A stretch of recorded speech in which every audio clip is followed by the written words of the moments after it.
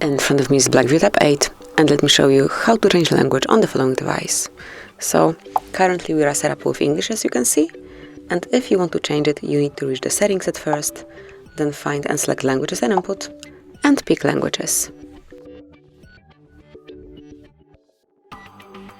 And now just tap on Add a language, and here you can pick whichever you want to apply. It can be, for example, Italian. Then mark it and slide it to the first place.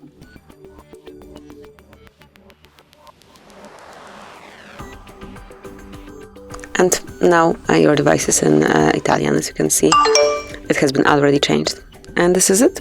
Then whenever you'd like to change it again, you just need to reach languages, remove unnecessary language by tapping on more icon,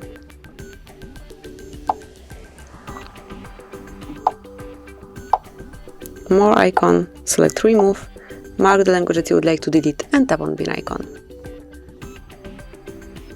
Then confirm it by tapping on OK. And this is it. Now just click on add language and pick another. And that would be all. And this is how you can change language in your BLACKVIEW Tab 8. Thank you for watching. Please subscribe our channel and leave the thumbs up.